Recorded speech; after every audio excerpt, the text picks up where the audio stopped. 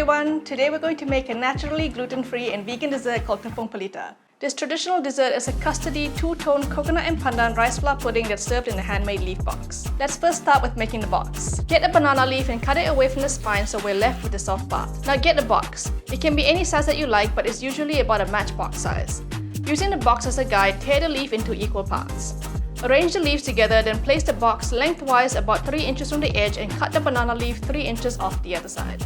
Some banana leaves are tough and may break as you fold them, so run them over a flame for a few seconds or microwave with a splash of water for about 30 seconds. This will soften the fibers and make it more pliable and less prone to tearing. Take 2 leaf squares and wrap it over the edge of the box. We are using 2 layers to prevent anything from leaking later on. Fold it over like we're wrapping a gift. Then remove the box and we can secure with a toothpick. Repeat the fold loosely on the other side so the box can slide out easily. If the leaf is a bit uneven, trim it so it's nice and neat. And here's our little banana box. Now let me show you how to make a pandan leaf box. We need fresh pandan leaves, of course. Snip off the end bit like this. Now we're going to take that piece and place it sideways against the pandan leaf. Pinch with our thumb and make a cut to the middle of the pandan leaf. Measure again and make another cut. Repeat this until we get 4 cuts. Then on the 5th cut, we're going to cut all the way through.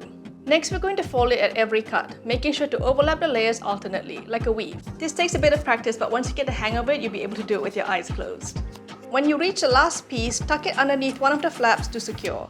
To strengthen the structure, crease the edges to get a sharp line so we'll end up with a square box. Feel free to secure the flap with a toothpick. I personally prefer to leave it bare. If you can't get access to banana leaves or pandan leaves, don't worry. You can just use any glass, steel or plastic container of a similar shape that you have already. Now we're going to set all the boxes aside while we prepare the other ingredients. Into a blender, pour in 40 grams of caster sugar. Then we're going to blend it into a superfine sugar powder like this. Layer about a teaspoon's worth of sugar onto the bottom of the banana boxes. When the hot pandan mixture hits the sugar, it'll melt and leave a sweet puddle at the bottom. That's one of the signs of a good Tepung Pelita. Because our pandan leaf box isn't leak-proof, we're going to skip this step for now. To make the green base, we need some pandan juice. Fresh pandan leaves would be the best, but if you can't find them, you can use pandan extract or pandan paste. This is 4 pandan leaves blended with 2 cups or 500 ml of water. Pour into a strainer and squeeze the pulp. To bring out the green of the pandan, we're adding a touch of green food coloring. If we skip this step, the base will have a very pale green, unappetizing color. Sprinkle in 40 grams of sugar, then add in 50 grams of rice flour in batches. We're going to use a whisk to incorporate everything together well. Once it's well combined, we'll get this milky green liquid. Pour into a pot or a saucepan. With the heat on medium, stir constantly with a spatula until the mixture is thick and glossy. Taste to make sure the rice is fully cooked through. Once it is, we can spoon the hot mixture into our boxes. The banana boxes are bigger, so we'll spoon about 1.5 tablespoons of the mix in. We have to work quickly when doing this or the mix will start to solidify. Press it down with a spoon a bit to flatten, but don't worry if it looks lumpy. It won't be seen when we add the coconut layer later.